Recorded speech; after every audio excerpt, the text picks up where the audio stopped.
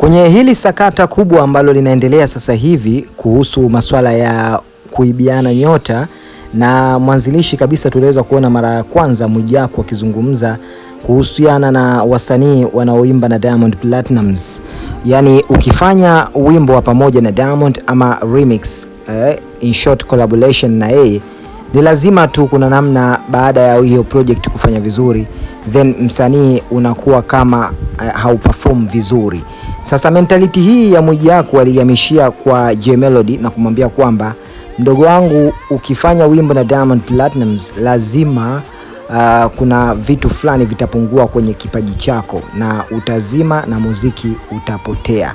So yote hayo mwanzoni watu walikuwa wakichukulia kama ni maneno ambayo Mwijaku amekuwa akiyazungumza tu, lakini bwana, maneno haya sasa hivi yamekuwa very serious na ndio topic ambayo ina trendi sana huko Instagram. Mashabiki wamekuwa wakimwataki Jay Melody wakimwambia kwamba Mwijaku alimwambia kabisa kwamba akifanya collab na Diamond atashuka. Sasa Mario ni miongoni mwa mastaa wakubwa A-list sasa hivi hapa Bongo, naye pia ameonekana kuzungumza kitu kwa hiki ambacho kinaendelea. Amempa pole mdogo wake Jay Melody kwa kile ambacho watu wamekuwa wakimwattack, na amempa ushauri wa kuendelea kupambana kukomaa kimuziki ili mambo mengine yaendelee. Sometimes kuna mambo yanatokea ni kukurudisha nyuma tu ama kukuzonga ili ukate tamaa usiendeleze career yako ya kimuziki, lakini Jay Melody mpaka hivi sasa anaonekana alianza kupata wasiwasi na mashaka, na mpaka kufikia kuweza kuziondoa posti zake zote kwenye IG page yake.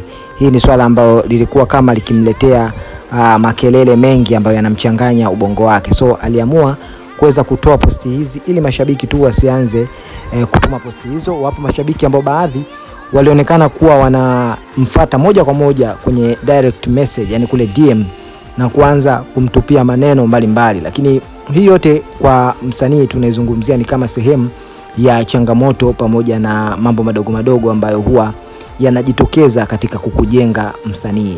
So Jay Melody bwana anapitia kipindi ambacho sio kizuri kwa upande wake, na of course tumeweza kuona producer Estukizi anasema kwamba Jay Melody soon ataachia project yake mpya. Baadhi ya watu wakaanza kuunganisha tukio hili na Kiki, lakini watu wengine wameanza kuzungumzia pia Jay Melody anatakiwa ajipange vilivyo kuhakikisha kwamba anarudi tena kuburudisha mashabiki zake akiwa na vibe, nguvu pamoja na kila kitu. So nikukumbushe tu kwa wewe ambaye bado hujasubscribe hapa Bongo Side, ili usipitwe na matukio pamoja na habari zinazo trendi na kuvuma huko mitandaoni, gusa maandishi mekundu hapo chini yaliyoandikwa subscribe, lakini pia usisahau kubofya alama mbili za kengele kwa ajili ya kuwa mwanafamilia wetu.